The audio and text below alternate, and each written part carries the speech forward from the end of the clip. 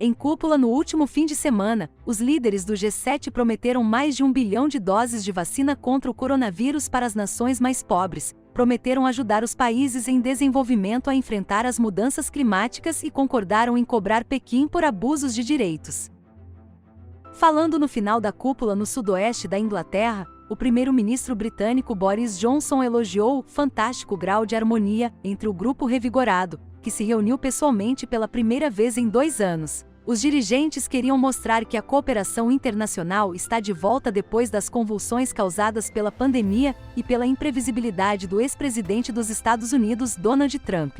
Eles queriam transmitir que o clube das democracias ricas, Canadá, França, Alemanha, Itália, Japão, Reino Unido e Estados Unidos, é melhor amigo das nações mais pobres do que rivais autoritários como a China. Boris Johnson disse que o G7 demonstraria o valor da democracia e dos direitos humanos para o resto do mundo e ajudaria os países mais pobres do mundo a se desenvolverem de uma forma limpa, verde e sustentável. Não é bom o suficiente para nós apenas descansar sobre os louros e falar sobre a importância desses valores, disse ele a repórteres após um encontro de 3 dias na costa da Cornualha. E não se trata de impor nossos valores ao resto do mundo. O que nós, como G7, precisamos fazer é demonstrar os benefícios da democracia, da liberdade e dos direitos humanos para o resto do mundo. Mas os ativistas de saúde e meio ambiente não ficaram nada impressionados com os detalhes do comunicado final da reunião dos líderes.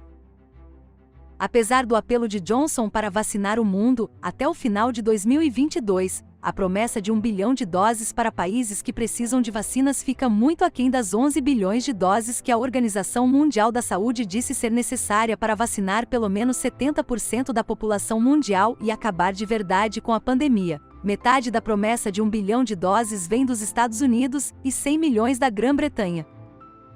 O G7 também apoiou um imposto mínimo de pelo menos 15% sobre as grandes empresas multinacionais para impedir que as empresas usem paraísos fiscais para evitar impostos. A taxa mínima foi defendida pelos Estados Unidos e se encaixa com o objetivo do presidente Joe Biden de concentrar a cúpula nas maneiras pelas quais as democracias podem apoiar uma economia global mais justa, trabalhando juntas.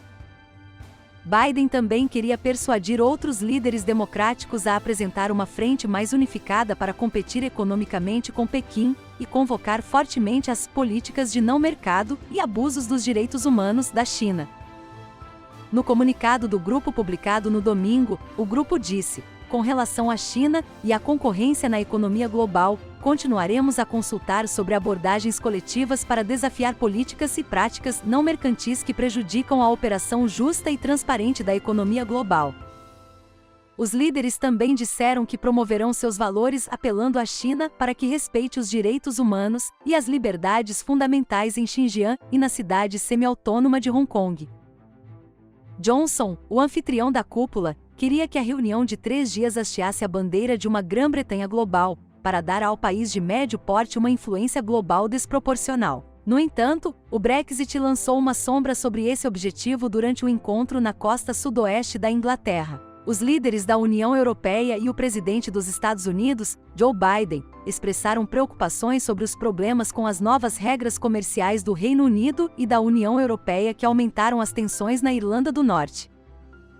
Mas, no geral, o clima era positivo. Os líderes sorriram para as câmeras na praia da Carbis Bay. A última cúpula do G7 foi na França em 2019, com o evento do ano passado nos Estados Unidos cancelado pela pandemia. Os aliados ficaram visivelmente aliviados por terem os Estados Unidos de volta como um ator internacional engajado, após a política América em primeiro lugar do governo Trump.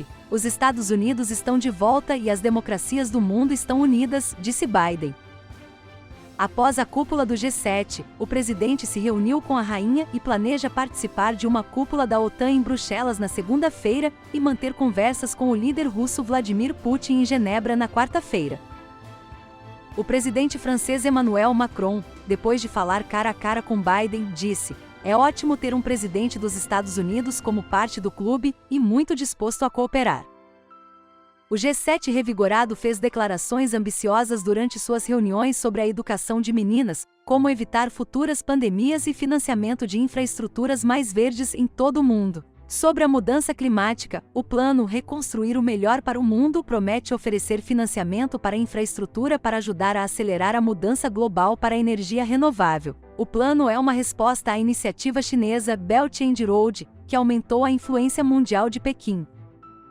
Todos os países do G7 se comprometeram a atingir emissões líquidas de carbono zero até 2050. O ambientalista David Attenborough dirigiu-se aos líderes por vídeo, alertando que a humanidade está prestes a desestabilizar todo o planeta. Assim sendo, as decisões que tomamos nesta década, em particular as decisões tomadas pelas nações economicamente mais avançadas, são as mais importantes na história da humanidade, disse o veterano documentarista. A linguagem do comunicado sobre a China foi mais abafada do que os Estados Unidos esperavam. Funcionários da Casa Branca também disseram que Biden deseja que os líderes do G7 falem em uma só voz contra as práticas de trabalho forçado que visam os muçulmanos uigures da China e outras minorias étnicas. Quer ficar por dentro das últimas notícias? Inscreva-se agora no nosso canal. Grupos Noé, o seu portal de apoio à comunidade brasileira.